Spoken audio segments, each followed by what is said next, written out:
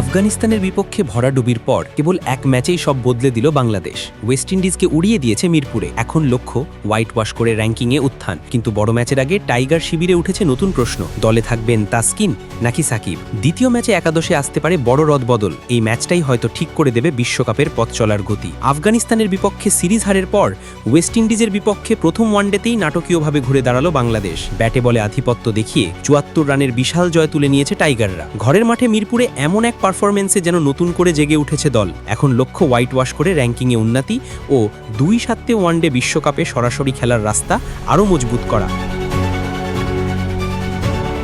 প্রথম ম্যাচে বাংলাদেশ ব্যাট করে তুলেছিল ২০৭ রান। আধুনিক ওয়ানডে ক্রিকেটে এটি বড় স্কোর না হলেও মিরপুরের উইকেট ও কন্ডিশনকে কাজে লাগিয়ে সেই রানটাই হয়ে যায় পাহাড়। ক্যারিবিয়ানরা ব্যাট হাতে ভেঙে পড়ে মাত্র ১৩৩ রানে। ৭৪ রানের এই জয়ে সিরিজে এগিয়ে যায় বাংলাদেশ। কিন্তু তবুও দলের ভেতরে এখনও অনেক জায়গায় পরিবর্তনের সম্ভাবনা আছে, বিশেষ করে দ্বিতীয় ম্যাচের একাদশে। ওপেনিংয়ে সৌম্য সরকার ও সাইফ হাসানকে নিয়ে নামবে বাংলাদেশ। সৌম্য যদিও প্রথম ম্যাচে ব্যাট হাতে ব্যর্থ হয়েছেন, তবে তার বিকল্প না থাকায় একাদশে থাকছেন তিনি। সাইফ ব্যাটে ব্যর্থ হলেও বল হাতে নিয়ন্ত্রিত বোলিং করে প্রমাণ করেছেন নিজের কার্যকারিতা। ৩ নম্বরে থাকছেন নাজমুল হোসেন শান্ত। সাম্প্রতিক সময়ে ফর্ম কিছুটা হারালেও প্রথম ম্যাচে দলে বিপদে দাঁড়িয়ে হৃদয়ের সঙ্গে জুটি গড়ে ম্যাচ ঘুরিয়ে দেন। হৃদয় ৪ নম্বরে ব্যাট করতে নেমে তুলে নেন ম্যাচ সেভিং হাফ সেঞ্চুরি, যেটা টাইগারদের জয়ের ভিত গড়ে দেয়। ৫ নম্বরে থাকছেন অভিষিক্ত মাহিদুল ইসলাম হনকন, যিনি প্রথম ম্যাচে ৪৬ রানের দারুণ ইনিংস খেলেছেন। তার পারফরমেন্স একাদশে জায়গা পাকাপোক্ত করে দিয়েছে। এরপর অধিনায়ক মেহেদী হাসান মিরাজ ও উইকেট কিপার নুরুল হাসান সোহান থাকছেন যথারীতি। রিশাদ হোসেন খেলবেন ৮ নম্বরে।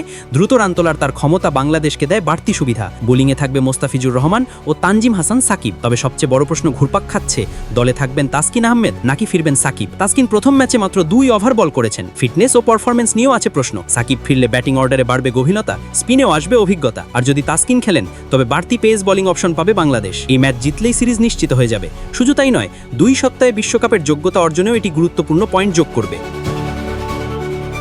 দুপুর ১:৩০ মিরপুর শেরেবাংলা জাতীয় ক্রিকেট স্টেডিয়ামে নামবে বাংলাদেশ। সব নজর থাকবে একাদশ ঘোষণার দিকে। তাসকিন নাকি সাকিব, কে থাকছেন? কারণ এই ম্যাচটাই ঠিক করে দিতে পারে টাইগারদের সিরিজ ভাগ্য আর তার সঙ্গে বিশ্বকাপের পথও।